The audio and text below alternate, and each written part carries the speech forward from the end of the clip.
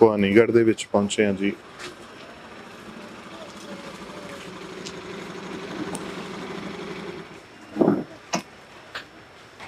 ਗੱਲ ਕਰਨੀ ਔਖੀ ਹੈ ਪਰ ਕਰਨੀ ਪੈਂਦੀ ਆ। ਇੱਥੇ ਇੱਕ ਝਾਤ ਮਾਰ ਲਓ ਤੁਸੀਂ ਆਲੇ ਦੁਆਲੇ, ਇੱਧਰ ਵੀ ਚੰਗੀ ਸੋਹਣੀ ਕੋਠੀ ਆ, ਇੱਧਰ ਵੀ ਚੰਗੀ ਸੋਹਣੀ ਕੋਠੀ ਆ। ਇਹਦੇ ਵਿੱਚ, ਇਹਨਾਂ ਕੋਠੀਆਂ ਦੇ ਵਿੱਚ ਆ ਇੱਕ ਮਕਾਨ ਹੈ। ਜਿੱਦਾਂ ਆਪਾਂ ਪਹਿਲੇ ਘਰਾਂ 'ਚ ਵੀ ਗਏ ਆ, ਜ਼ਿਆਦਾਤਰ ਸੰਘਰਸ਼ੀਲ ਪਰਿਵਾਰ ਜਿਹੜੇ ਸੀ ਉਹਨਾਂ ਦੇ ਬੱਚੇ ਜਾਂ ਉਹਨਾਂ ਦੇ ਜ਼ਿੰਮੇਵਾਰ ਮੈਂਬਰ ਜਿਹੜੇ ਸਨ ਉਹ ਇਸ ਸੰਘਰਸ਼ ਦੇ ਲੇਖੇ ਲੱਗੇ। ਇਸ ਪਰਿਵਾਰ ਦੇ ਵਿੱਚ ਕਿਸ਼ਨ ਸਿੰਘ ਜੋ ਨੌਜਵਾਨ ਹੈ, 27-28 ਸਾਲ ਉਮਰ, ਕੁਆਰਾ ਬੱਚਾ, ਜਿਹਦੇ ਫਾਦਰ ਸਾਹਿਬ ਬਚਪਨ 'ਚ ਹੀ ਗੁਜ਼ਰ ਗਏ ਸਨ। ਉਹਨਾਂ ਦੀ ਇਹ ਤਸਵੀਰ ਸਭ ਤੋਂ ਪਹਿਲਾਂ ਤੁਸੀਂ ਦੇਖ ਸਕਦੇ ਹੋ। ਤੋਂ ਕਿੱਡਾ ਹੋਣਹਾਰ ਬੱਚਾ।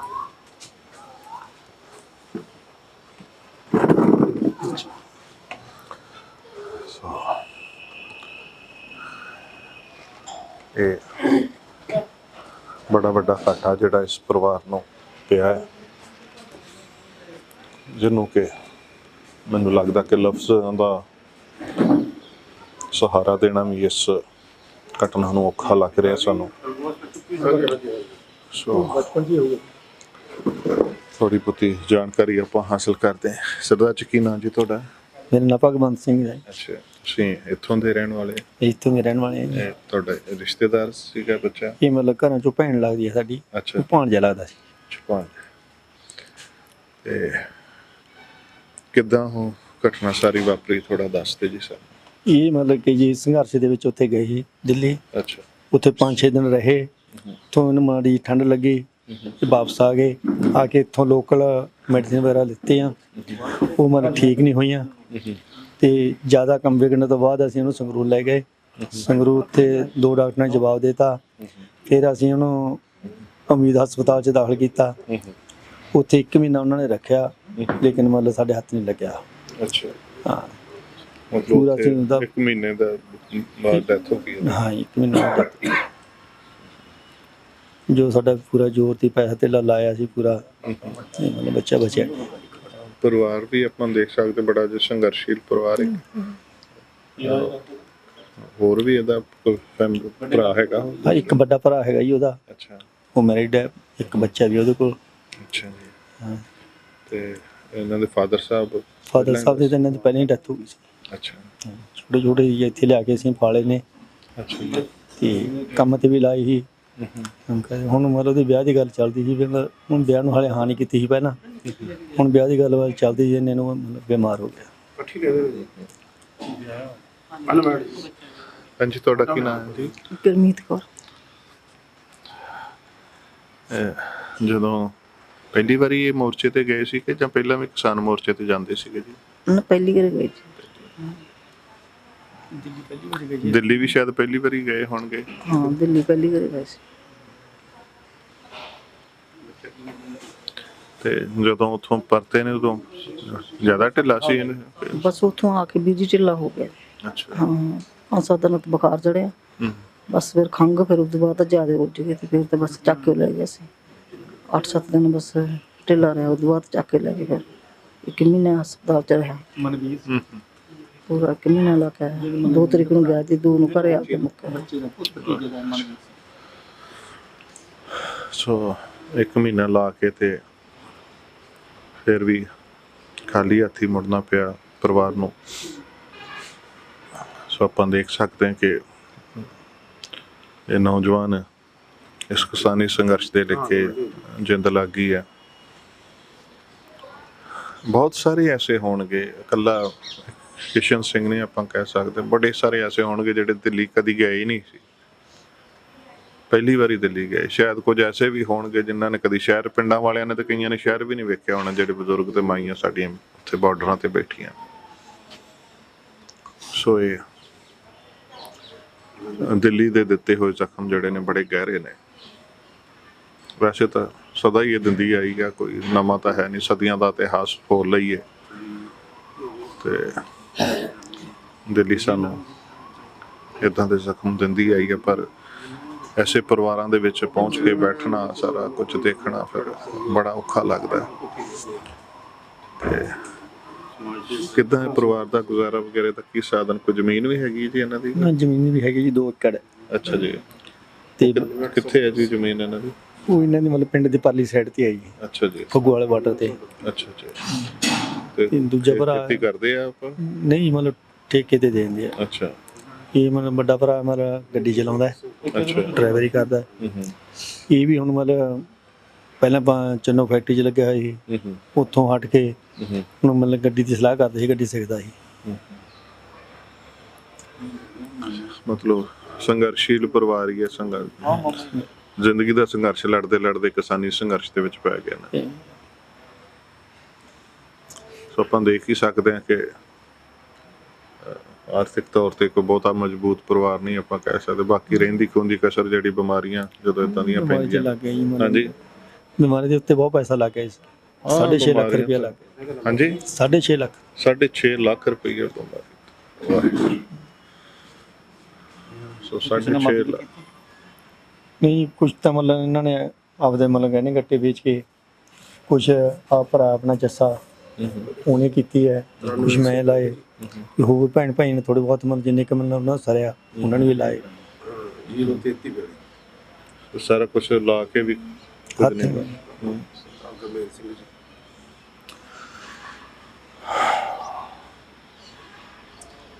ਸੋ ਇਹ ਜ਼ਿੰਦਗੀ ਦੀਆਂ ਕੁਝ ਕੌੜੀਆਂ ਹਕੀਕਤਾਂ ਨੇ, ਜਦੋਂ ਇਹਨਾਂ ਦਾ ਸਾਹਮਣਾ ਕਰਨਾ ਪੈਂਦਾ, ਜਦੋਂ ਇਹ ਦੇਖੀ ਦੀਆਂ ਨੇ ਫਿਰ ਅਹਿਸਾਸ ਹੁੰਦਾ। ਸੋ ਮੈਂ ਸਮਝਦਾ ਕਿ ਤੁਸੀਂ ਜਿਹੜਾ ਸੰਗਤ ਏਡ ਦੇ ਜ਼ਰੀਏ ਜਿਹੜਾ ਸਹਿਯੋਗ ਕਰਦੇ ਪਏ ਹੋ, ਦੇਖੋ ਉਹਦੀ ਕਿੰਨੀ ਜ਼ਿਆਦਾ ਜ਼ਰੂਰਤ ਹੈ ਇੱਥੇ। ਇਹਨਾਂ ਐਸੀਆਂ ਮਾਵਾਂ ਨੂੰ, ਐਸੀਆਂ ਭੈਣਾਂ ਨੂੰ ਜਿਨ੍ਹਾਂ ਦੇ ਕੋਲ ਅਸੀਂ ਜਾ ਕੇ ਤੁਹਾਡੀ ਸੇਵਾ ਪਹੁੰਚਾ ਰਹੇ ਹਾਂ, ਮੈਂ ਸਮਝਦਾ ਤੁਹਾਡਾ ਬੜਾ ਇੱਕ ਪਰਉਪਕਾਰ ਹੈ, ਬੜਾ ਵੱਡਾ, ਜਿਹਦੀ ਬੜੀ ਲੋੜ ਹੈ। ਇਹਨਾਂ ਪਰਿਵਾਰਾਂ ਦੇ ਨਾਲ ਤੁਸੀਂ ਖੜੇ ਹੋ ਤੇ ਐਵੇਂ ਹੀ ਆਪਾਂ ਸਾਰੇ ਰਲ ਮਿਲ ਕੇ ਇਹ ਦੁੱਖ ਵੰਡਾਉਣਾ ਪੈਣਾ। ਇਹ ਵੇਖੋ ਜਿਹੜੇ ਸਾਡੇ ਲਾਗੇ ਭਾਈ ਸਾਹਿਬ ਬੈਠੇ, ਇਹ ਵੀ ਇਹ ਧਰਮ ਦੀ ਭੈਣ ਬਣਾ ਕੇ ਬੈਠੇ ਹੋਏ ਨੇ।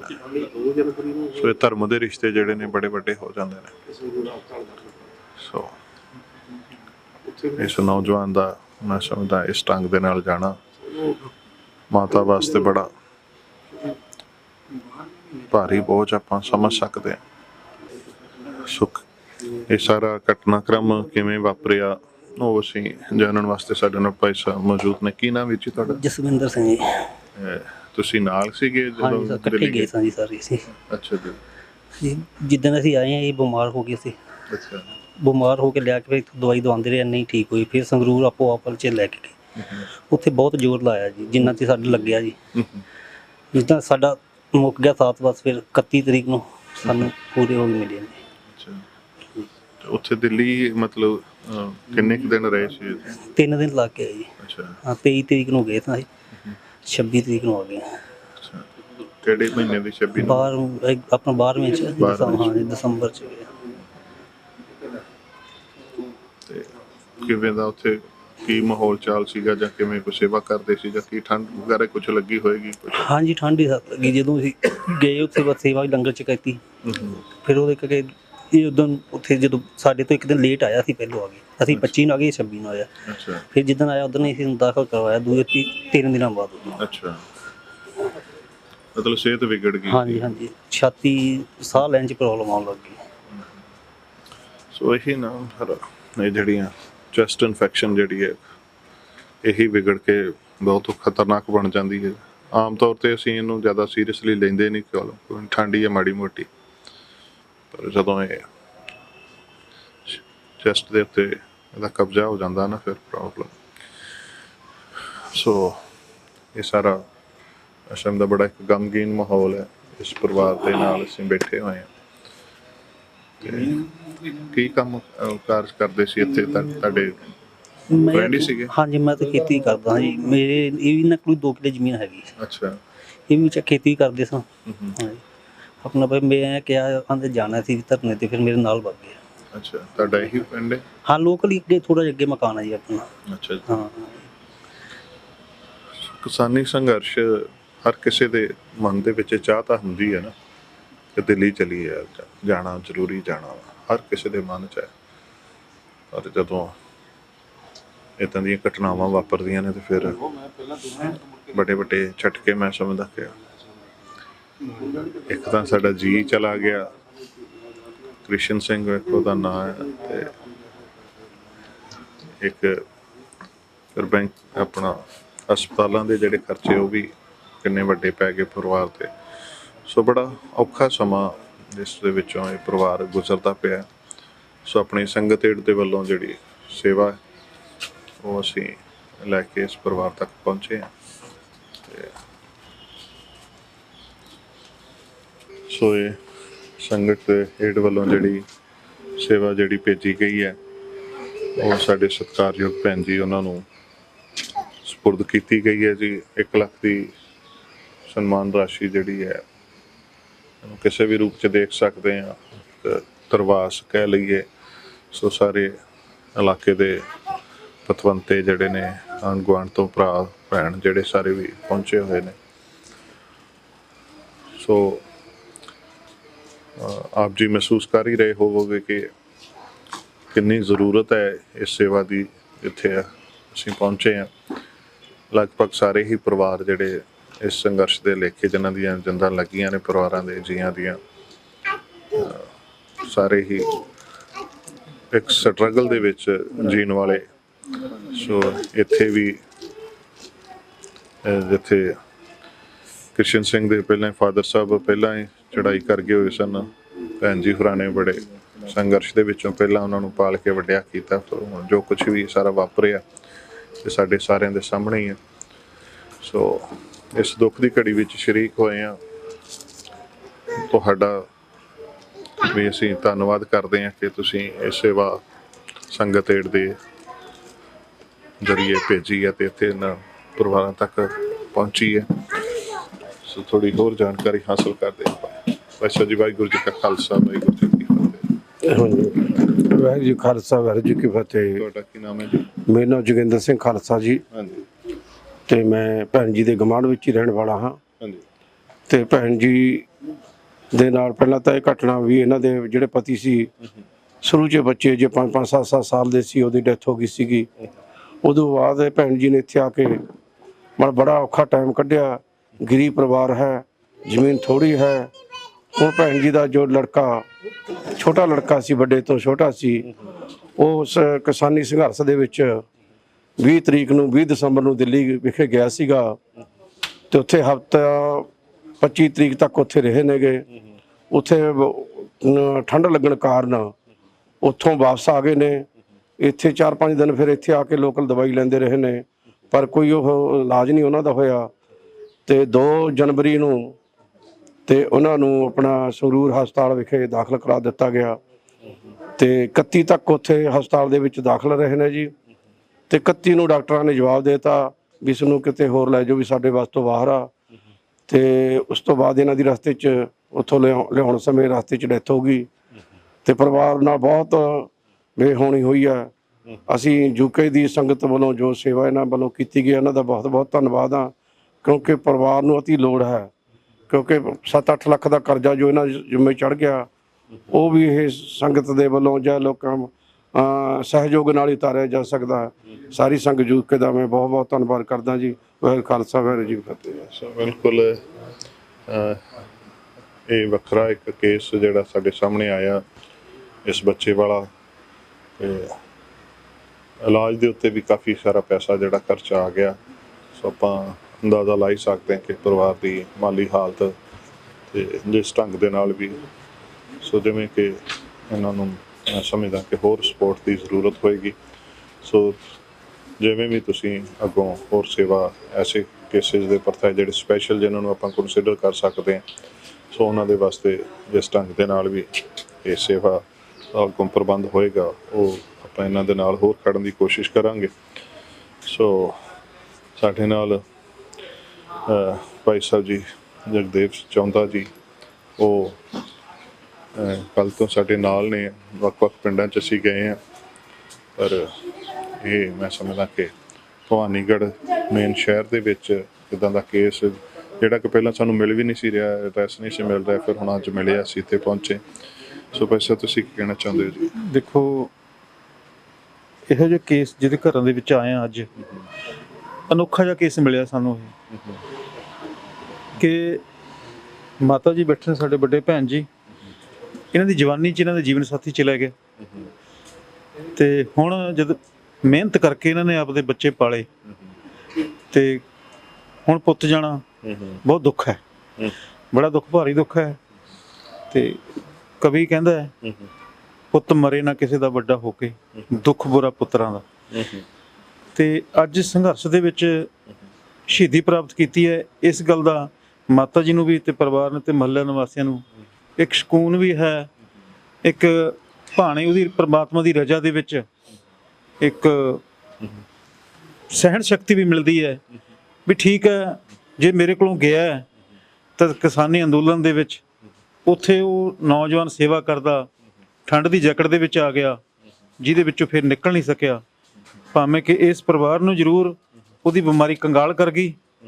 ਤੇ ਇਸ ਯੂਕੇ ਦੀ ਸੰਗਤ ਏਡ ਵੱਲੋਂ ਤੇ ਸੰਗਤ ਟੈਲੀਵਿਜ਼ਨ ਵੱਲੋਂ ਜੋ ਸੇਵਾ ਕੀਤੀ ਜਾ ਰਹੀ ਹੈ, ਅਸੀਂ ਇਸ ਮਹੱਲਾ ਨਿਵਾਸੀ, ਭਵਾਨੀਗੜ੍ਹ ਨਿਵਾਸੀ, ਪੰਜਾਬ ਨਿਵਾਸੀ, ਸਾਰੀ ਹੀ ਕਿਰਤੀ ਕਿਸਾਨ, ਸਾਰੇ ਮਜ਼ਦੂਰਾਂ ਕਿਸਾਨਾਂ ਵੱਲੋਂ ਬਹੁਤ ਰਿਣੀ ਹਾਂ ਕਿ ਉਹ ਆਪ NRA ਵੀਰ ਭਾਵੇਂ ਇੱਥੇ ਸੰਘਰਸ਼ ਨਹੀਂ ਪਹੁੰਚ ਸਕਦੇ, ਪਰ ਉਹਨਾਂ ਦਾ ਮਨ ਕਰਕੇ ਤੇ ਉਹਨਾਂ ਦਾ ਧਨ ਕਰਕੇ ਉਹ ਆਪਣੇ ਭਰਾਵਾਂ ਦੀ, ਆਪਣੇ ਛੋਟੇ ਵੀਰਾਂ ਦੀ, ਆਪਣੇ ਬੱਚਿਆਂ ਦੀ ਪਿੱਛੇ ਪੂਰੀ ਦੇਖਭਾਲ ਕਰ ਰਹੇ ਹਨ। ਬਹੁਤ ਬਹੁਤ ਅਸੀਂ ਰਿਣੀ ਹਾਂ। ਤੇ ਮਾਤਾ ਜੀ ਨੂੰ ਵੀ ਇਹੀ, ਸਾਡੀ ਵੱਡੀ ਭੈਣ ਜੀ ਨੂੰ ਬੇਨਤੀ ਕਰਦੇ ਹਾਂ ਕਿ ਭਾਣਾ ਮੰਨਣ ਦੀ ਸ਼ਕਤੀ ਤੈਨੂੰ ਪਹਿਲੇ ਹੀ ਮਾਲਕ ਨੇ ਦਿੱਤੀ ਹੈ ਪਤੀ ਵੇਲੇ, ਤੇ ਹੁਣ ਅਸੀਂ ਇਹੋ ਗੱਲ ਕਹਾਂਗੇ ਕਿ ਉਹਦੀ ਰਜ਼ਾ 'ਚ ਰਹਿੰਦੇ ਹਾਂ ਤੇ ਤੇਰੇ ਦੂਜੇ ਵੱਡੇ ਪੁੱਤ ਦੇ ਪੋਤੇ ਪੋਤੀਆਂ ਨੂੰ ਖੇਡ ਖਿਡਾ ਕੇ, ਉਹਨਾਂ ਲਾੜ ਲੜਾ ਕੇ, ਉਹਨਾਂ ਵਿੱਚੋਂ ਹੀ ਕ੍ਰਿਸ਼ਨ ਨੂੰ ਦੇਖਣਾ ਹੈ। ਵਾਹਿਗੁਰੂ ਜੀ ਕਾ ਖਾਲਸਾ, ਵਾਹਿਗੁਰੂ ਜੀ ਕੀ ਫਤਿਹ। ਇਹ ਛੋਟਾ ਬੱਚਾ ਉਹਦਾ ਭਤੀਜਾ ਕਿਸ਼ਨ ਸਿੰਘ ਦਾ, ਹਾਂ ਉਹਨਾਂ ਦੀ ਭਰਜਾਈ ਹੈ, ਇਹ ਭਤੀਜਾ ਹੈ। ਸੋ ਭਾਈ ਸਾਹਿਬ ਵੱਖ-ਵੱਖ ਪਰਿਵਾਰਾਂ 'ਚ ਗਏ, ਮੈਂ ਸਮਝਦਾ ਇਹ ਵਕਤ ਬਹੁਤ ਹੀ ਵੱਖਰਾ ਅਲੱਗ ਜਿਹਾ ਕੇਸ ਜਿਹੜਾ ਸਾਡੇ ਸਾਹਮਣੇ ਆਇਆ। ਵਾਹਿਗੁਰੂ ਜੀ ਕਾ ਖਾਲਸਾ, ਵਾਹਿਗੁਰੂ ਜੀ ਕੀ ਫਤਿਹ। ਗੁਰੂ ਪਿਆਰੀ ਸਾਧ ਸੰਗਤ ਜੀ, ਇਹ ਜੋ ਆਪ ਜੀ ਦਾ ਦਿੱਤਾ ਹੋਇਆ ਤਿਲ ਫੁੱਲ ਔਰ ਆਪ ਜੀ ਦੀ ਸ਼ਰਧਾ ਤੇ ਔਰ ਅਸੀਂ ਇਹਨਾਂ ਪਰਿਵਾਰਾਂ ਦੇ ਕੋਲ ਆਉਂਦੇ ਹਾਂ ਔਰ ਬਹੁਤ ਔਖਿਆਈ ਦਾ ਸਮਾਂ ਹੁੰਦਾ ਸਾਡੇ ਵਾਸਤੇ,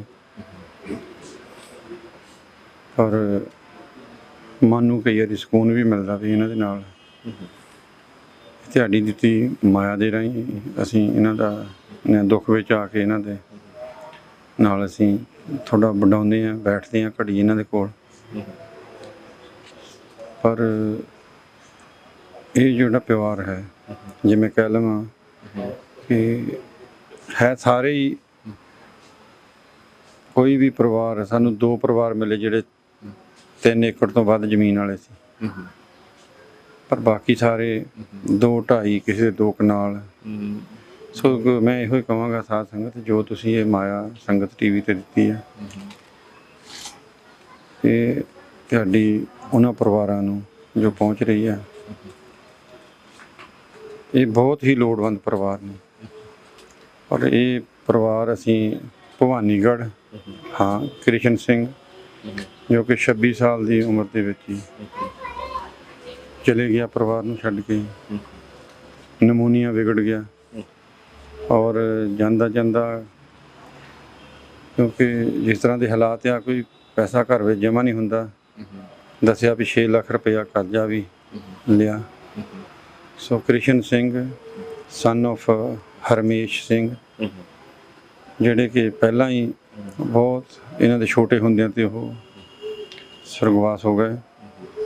ਸੋ ਇਸ ਮਾਤਾ ਨੇ ਬੀਬੀ ਨੇ ਆਪਣੇ ਬੱਚੇ ਇਕੱਲਿਆਂ ਪਾਲੇ ਸੀ ਆਪਣੇ ਭੈਣਾਂ ਭਰਾਵਾਂ ਦੇ ਆਸਰੇ ਨਾਲ। ਸੋ ਇਹ ਜਿਹੜਾ ਹੁਣ ਕਮਾਊ ਹੋਇਆ ਸੀ, ਦੱਸਦੇ ਬਹੁਤ ਹੀ ਚੰਗੇ ਸੁਭਾਅ ਦਾ ਬੱਚਾ ਸੀ। ਸੋ ਮੈਂ ਇਸੀ ਸਾਰੀ ਡਿਟੇਲ ਵੀ ਪਿੰਡ ਪਤਾ ਵੀ ਤੁਹਾਨੂੰ ਦੱਸੀਦਾ ਕਿ ਅਗਰ ਕੋਈ NRI ਵੀਰ ਜਾਂ ਹੋਰ ਜਿਹੜਾ ਵੀ ਸਾਡੀਆਂ ਵੀਡੀਓ YouTube ਤੇ ਜਾਂ ਸਕਾਈ ਤੇ ਟੈਲੀਵਿਜ਼ਨ ਤੇ ਦੇਖਦਾ ਹੈ, ਉਹ ਨੋਟ ਜ਼ਰੂਰ ਕਰਿਆ ਕਰਨ।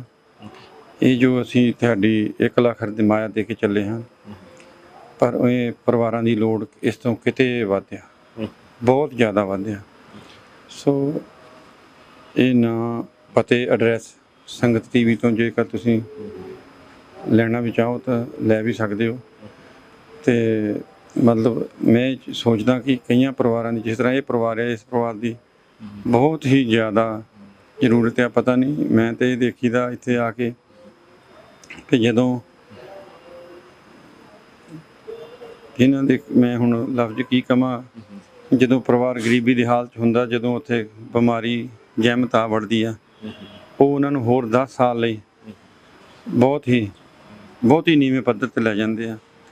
ਕਿਉਂਕਿ ਜਦੋਂ ਬੱਚਾ ਇਸ ਉਮਰ ਦਾ ਬਿਮਾਰ ਹੁੰਦਾ, ਬੰਦਾ ਸੋਚਦਾ ਜਿੰਨੇ ਵੀ ਵਿਆਜ 'ਤੇ ਵੀ ਕਿਤੇ ਮਿਲਦੇ ਆ ਮੈਂ ਲੈ ਆਵਾਂ। ਜੋ ਵੀ ਅਗਲੇ ਮੰਗਦੇ ਆ, ਇੱਥੇ ਬਹੁਤ ਬੇਦਰਦ ਲੋਕ ਬੈਠੇ ਆ ਜਿਨ੍ਹਾਂ ਨੂੰ ਕਿਸੇ ਨਾਲ ਕੋਈ ਦਰਦ ਨਹੀਂ ਹੁੰਦਾ, ਉਹਨਾਂ ਨੂੰ ਸਿਰਫ ਵਿਆਜ ਨਾਲ ਹੀ ਆ। ਸੋ ਮੈਂ ਤਾਂ ਇਹ ਦੇਖਿਆ 5-5, 7-7% ਮਹੀਨੇ ਦਾ ਵਿਆਜ 'ਤੇ ਵੀ ਲੋਕੀ ਫਿਰ ਆਪਣੇ ਬੱਚਿਆਂ ਦਾ ਇਲਾਜ ਕੀ ਨਹੀਂ ਮਰਦਾ ਕਰੂਗਾ, ਇੱਕ ਬੱਚੇ ਦੀ ਜਾਨ ਜਾਂਦੀ ਹੋਵੇ।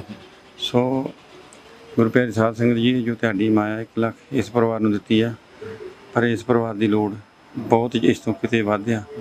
ਸਰਕਾਰ ਵੀ ਪੰਜਾਬ ਕਰ ਰਹੀ ਹੈ ਮਦਦ, ਪਰ ਇਸ ਪਰਿਵਾਰ ਦੀਆਂ ਲੋੜਾਂ ਜਿਨ੍ਹਾਂ ਬੱਚਿਆਂ ਨੇ ਮਾਂ ਦਾ ਸਹਾਰਾ ਬਣਨਾ ਸੀ। ਚਲੋ ਇੱਥੋਂ ਵੱਡਾ ਭਾਈ ਹੈ, ਉਹ ਅੱਜ ਉਹ ਵੀ ਆਪਣੀ ਕਿਰਤ ਕਰਨ ਗਿਆ ਹੋਇਆ, ਟਰੱਕ ਦੇ ਉੱਤੇ ਕਿਤੇ ਡਰਾਈਵਰੀ ਕਰਦਾ। ਸੋ ਇਸ ਤਰ੍ਹਾਂ ਦੇ ਇਸ ਪਰਿਵਾਰ ਦੇ ਹਾਲਾਤ ਆ।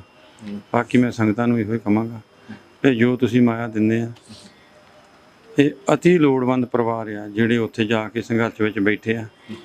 ਤੇ ਬਹੁਤ ਹੀ ਜ਼ਿਆਦਾ ਠੰਡ ਸੀ, ਉਸ ਠੰਡ ਦੇ ਕਾਰਨ ਹੀ ਬਹੁਤ ਸਾਰੀਆਂ ਮੌਤਾਂ ਹੋਈਆਂ ਕਿ ਉਹ ਕੋਈ ਨੂੰ ਨਮੂਨੀਆ ਹੋ ਗਿਆ, ਕਿਸੇ ਨੂੰ ਕੋਈ ਹੋਰ ਹਾਰਟ ਦੀ, ਜਿਹਨੂੰ ਹੋਰ ਪਹਿਲਾਂ ਹੀ ਥੋੜ੍ਹੀ ਬਹੁਤੀ ਪ੍ਰੋਬਲਮ ਸੀ, ਉੱਥੇ ਠੰਡ ਵਿੱਚ ਜ਼ਿਆਦਾ ਹੋਰ ਜਕੜੇ ਗਏ।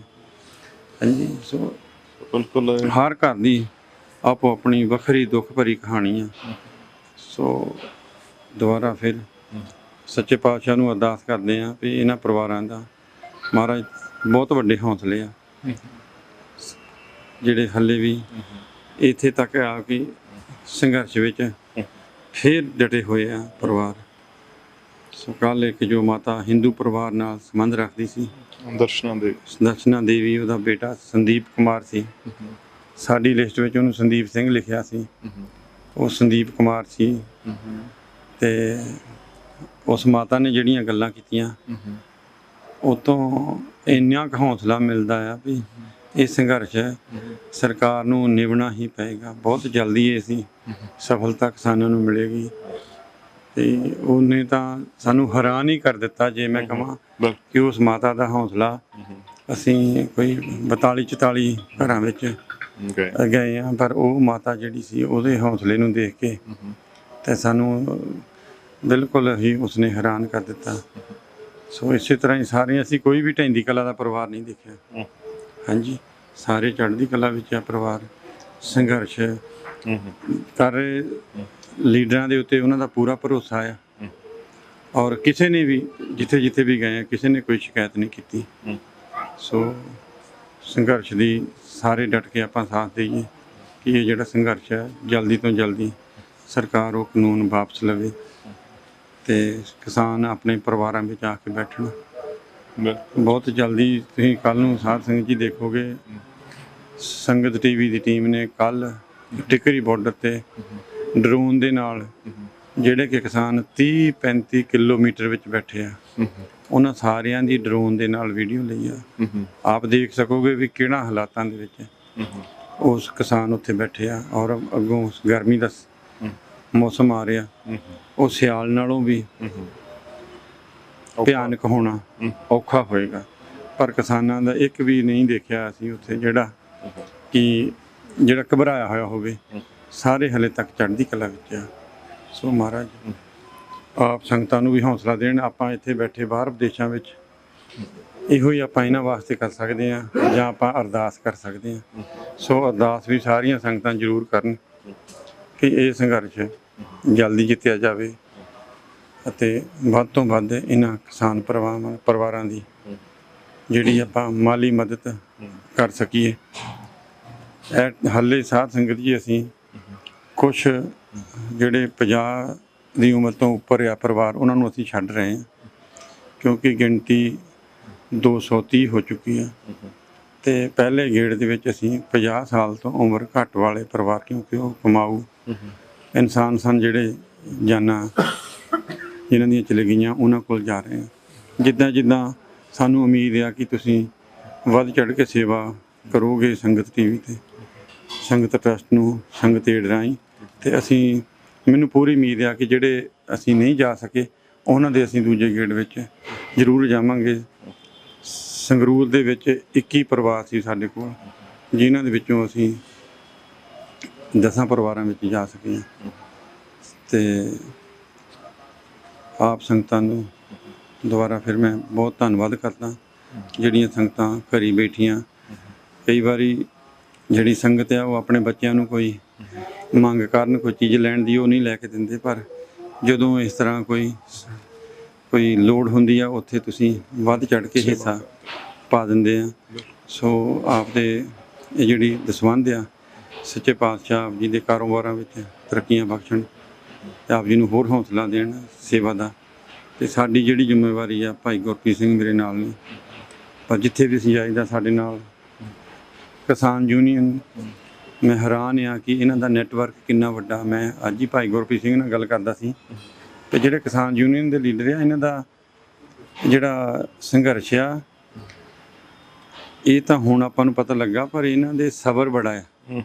ਤੇ ਕੋਈ ਵਿਰਲਾ ਤੁਸੀਂ ਦੇਖਿਆ ਹੋਵੇਗਾ ਕਿਸਾਨ ਯੂਨੀਅਨ ਦਾ ਲੀਡਰ ਜਿਹਨੇ ਸਿਆਸਤ ਵਿੱਚ ਹਿੱਸਾ ਲਿਆ ਹੋਵੇ। ਇਹ ਸਿਆਸਤ ਤੋਂ ਬਹੁਤ ਦੂਰ ਰਹਿੰਦੇ ਆ, ਇਹ ਜ਼ਿਆਦਾ ਸਮਾਂ ਆਪਣਾ ਸੇਵਾ ਵਿੱਚ ਲਾਉਂਦੇ ਆ। ਔਰ ਕਿਸਾਨਾਂ ਦੇ ਔਕੜਾਂ ਵਿੱਚ, ਮੁਸ਼ਕਲਾਂ ਵਿੱਚ, ਕਿਤੇ ਬਿਜਲੀ ਵਾਲਿਆਂ ਨਾਲ ਪੰਗਾ ਪੈ ਗਿਆ, ਕਿਤੇ ਪੁਲਿਸ ਨਾਲ ਪੰਗਾ ਪੈ ਗਿਆ, ਕਿਤੇ ਹੋਰ ਪਾਸੇ ਪੰਗਾ ਪੈ ਗਿਆ, ਉਹਦੇ ਵਿੱਚ ਕਿਸਾਨਾਂ ਦੀ ਮਦਦ ਕਰਦੇ ਆ, ਪਰ ਇਹ ਇਲੈਕਸ਼ਨਾਂ ਵਿੱਚ ਹਿੱਸਾ ਨਹੀਂ ਲੈਂਦੇ, ਸਿਆਸਤ ਤੋਂ ਬਹੁਤ ਦੂਰ ਰਹਿੰਦੇ ਆ। ਤੇ ਇਹ ਵੀ ਬੜੀ ਵੱਡੀ ਇਹਨਾਂ ਦੀ ਇੱਕ ਵਿਲੱਖਣਤਾ ਆ ਔਰ ਇਹਨਾਂ ਦਾ ਸਬਰ ਆ।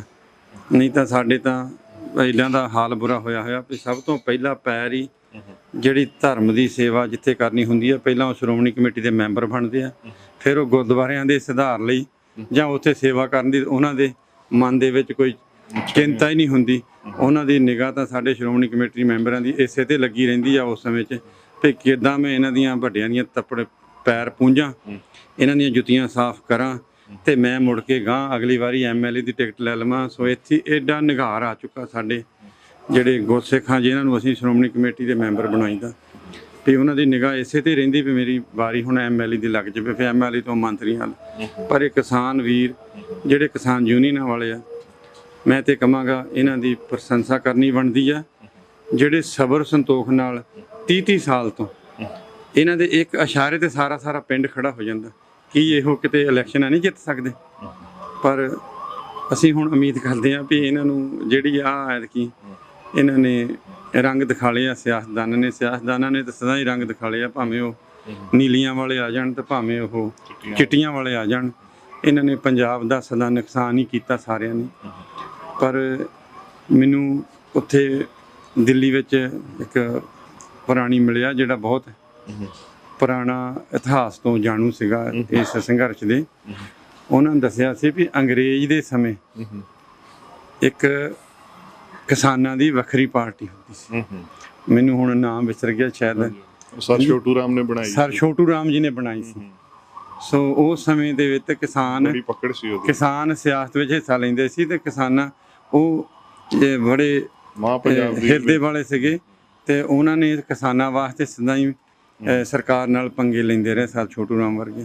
ਸੋ ਹੋ ਸਕਦਾ ਵੀ ਇਸ ਸੰਘਰਸ਼ ਦੇ ਵਿੱਚੋਂ ਕੋਈ ਸਾਨੂੰ ਨਵੀਂ ਹੋਰ ਕਿਸਾਨਾਂ ਨੂੰ ਨਵਾਂ ਦੇਸ਼ ਦਾ ਭਵਿੱਖ ਉਹ ਲਿਖਣਗੇ ਤੇ ਜਿਹੜੀਆਂ ਮੁਸ਼ਕਲਾਂ ਕਿਉਂਕਿ ਸਾਰਾ ਇੱਕ ਕਮਰਸ਼ੀਅਲਾਈਜ਼ ਹੋ ਗਿਆ। ਜੇ ਕੋਈ ਐਮਐਲਏ ਬਣ ਜਾਂਦਾ ਉਹ ਵੀ ਆਪਣਾ ਮੇਨ ਉਹਨਾਂ ਦਾ ਇਹੋ ਹੀ ਹੁੰਦਾ ਵੀ ਮੈਂ ਹੁਣ ਕਿੰਨੇ ਕੁ ਇਕੱਠੇ ਕਰ ਲਵਾਂ ਕਿ ਐਤਕੀ ਮੇਰਾ ਜੇ 5 ਕਰੋੜ 7 ਲੱਗਾ ਤਾਂ ਅਗਲੀ ਵਾਰੀ ਮਹਿੰਗਾਈ ਹੋ ਜਾਣੀ 10 ਕਰੋੜ ਲੱਗਣਾ ਇਲੈਕਸ਼ਨ ਤੇ।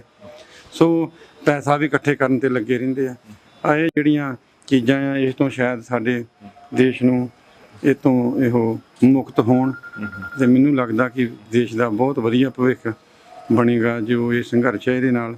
ਜਾਤਾਂ ਪਾਤਾਂ ਦੇ ਜਿਹੜੇ ਇਹਨਾਂ ਨੇ ਸਾਨੂੰ ਵੰਡਿਆ ਹੋਇਆ ਸੀ ਔਰ ਧਰਮਾਂ ਦੇ ਵਿੱਚ ਇੱਥੋਂ ਬੈਠੇ ਦਿੱਲੀ ਤੋਂ ਵੰਡੀ ਜਾਂਦੇ ਸੀ, ਲੜਾਈਆਂ ਕਰਾਉਂਦੇ ਸੀ।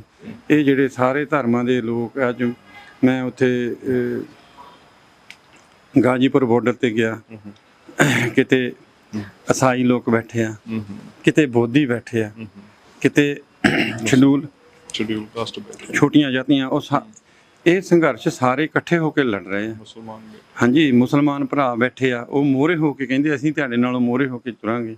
ਹਿੰਦੂ ਵੀਰ ਜਿਹੜੇ ਆ ਉਹਨਾਂ ਨੇ ਕਿੰਨਾ ਇਸ ਸੰਘਰਸ਼ ਵਿੱਚ ਯੋਗਦਾਨ ਪਾਇਆ। ਸੋ ਧਰਮਾਂ ਦੀਆਂ ਜਿਹੜੀਆਂ ਵੰਡੀਆਂ ਸੀਗੀਆਂ, ਜਾਤਾਂ ਪਾਤਾਂ ਦੀਆਂ ਵੰਡੀਆਂ ਸੀ। ਇੱਥੇ ਕਿੰਨੇ ਪਰਿਵਾਰਾਂ ਵਿੱਚ ਅਸੀਂ ਗਏ ਆ ਭਈ ਮੇਰੇ ਖਿਆਲ ਵਿੱਚ 10% ਜਿਹੜੇ ਰੰਗਰੇਟੇ ਸਿੱਖ ਉਹਨਾਂ ਦਾ ਯੋਗਦਾਨ ਹੈ ਇਸ ਦੇ ਵਿੱਚ। ਮਜ਼੍ਹਬੀ ਸਿੱਖਾਂ ਦਾ ਬਹੁਤ ਵੱਡਾ, ਗੁਰਸਿੱਖਾਂ ਦਾ ਉਹਨਾਂ ਦਾ ਯੋਗਦਾਨ ਹੈ ਇਸ ਦੇ ਵਿੱਚ। ਸੋ ਇਹ ਜਿਹੜਾ ਸੰਘਰਸ਼ ਹੈ ਇਸ ਬੜਾ ਸਾਂਝਾ ਆ। ਸੋ ਸੱਚੇ ਪਾਤਸ਼ਾਹ ਇਸ ਸੰਘਰਸ਼ ਨੂੰ ਹੋਰ ਤਕੜਾ ਕਰਨ ਕਿਸਾਨਾਂ ਨੂੰ, ਔਰ ਆਪਾਂ ਬਾਹਰ ਬੈਠੇ ਜਿਹੜੇ ਆ ਆਪਾਂ ਵੀ ਇਹਨਾਂ ਦੀ ਮਦਦ ਕਰੀਏ। ਤੇ ਪਰ ਦੂਜੀ ਵਾਰ ਮੈਂ ਫੇਰ ਕਹਾਂਗਾ ਸਾਨੂੰ ਬਹੁਤ ਭਰੋਸਾ ਰੱਖਣਾ ਚਾਹੀਦਾ ਇਹਨਾਂ ਕਿਸਾਨ ਜਿਹੜੇ ਆਗੂ ਨੇ ਕਿ ਮੈਂ ਤੁਹਾਨੂੰ ਪਹਿਲਾਂ ਵੀ ਦੱਸ ਚੁੱਕਾ ਵੀ ਜੇ ਇਹੋ ਇੰਨੇ ਲਾਲਚੀ ਹੋਣ ਤੇ ਇਹੋ ਐਮਐਲਏ ਬਣੇ ਹੋਣ ਥੋੜ੍ਹੇ ਸਾਲਾਂ ਬਾਅਦ, ਜਾਂ ਇਹ ਮੰਤਰੀ ਬਣ ਜਾਣ। ਸੋ ਸਾਧ ਸੰਗਤ ਮੈਨੂੰ ਤਾਂ ਬਹੁਤ ਭਰੋਸਾ ਆ ਕਿ ਇਹ ਬਹੁਤ ਆਪਣੇ ਸੋਚ ਸਮਝ ਦੇ ਨਾਲ ਸਰਕਾਰ ਨਾਲ ਗੱਲ ਕਰ ਵੀ ਰਹੇ ਆ ਤੇ ਕਰਨਗੇ ਵੀ।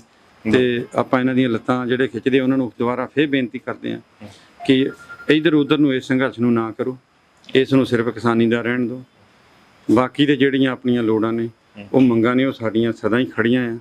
ਉਹਦੇ ਵਿੱਚ ਵੀ ਇਹਨੇ ਕਿਸਾਨਾਂ ਨੇ ਤੁਹਾਡੇ ਨਾਲ ਆਉਣਾ, ਹੋਰ ਬਾਹਰੋਂ ਨਹੀਂ ਆਉਣਾ ਕਿਸੇ ਨੇ ਖੜਨਾ ਸਾਡੇ ਬਾਕੀ ਦੇ ਸੰਘਰਸ਼ ਨਾਲ, ਧਾਰਮਿਕ ਸੰਘਰਸ਼ ਦੇ ਨਾਲ। ਸੋ ਅੰਡ ਤੇ ਫਿਰ ਆਪ ਸਾਧ ਸੰਗਤ ਦਾ ਜਿਨ੍ਹਾਂ ਨੇ ਇਹ ਜੋ ਸੇਵਾ ਦਿੰਦੇ ਹੋ ਤੁਹਾਡਾ ਬਹੁਤ ਧੰਨਵਾਦ ਕਰਦੇ ਹਾਂ। ਵਾਹਿਗੁਰੂ ਜੀ ਕਾ ਖਾਲਸਾ, ਵਾਹਿਗੁਰੂ ਜੀ ਕੀ ਫਤਿਹ। ਸੋ ਭਾਈ ਰਣਜੀਤ ਸਿੰਘ ਹੋਰਾਂ ਨੇ ਸਾਰਾ ਵਿਸਤਾਰ ਦੇ ਵਿੱਚ ਗੱਲਬਾਤ ਸਾਡੇ ਨਾਲ ਸਾਂਝੀ ਕੀਤੀ ਹੈ। ਸੋ ਇਸ ਪਰਿਵਾਰ ਦਾ ਹਾਲਾਤ ਆਪਾਂ ਸਾਰਿਆਂ ਨੇ ਪਤਾ ਹੀ ਆ, ਅਸੀਂ ਸਾਰਿਆਂ ਨੇ ਸੁਣ ਹੀ ਲਏ ਨੇ। ਸੋ ਇਹਨਾਂ ਪਰਿਵਾਰਾਂ ਦੇ ਨਾਲ ਵੱਧ ਚੜ੍ਹ ਕੇ ਖਲੋਣ ਦੀ ਜ਼ਰੂਰਤ ਹੈ ਜੀ।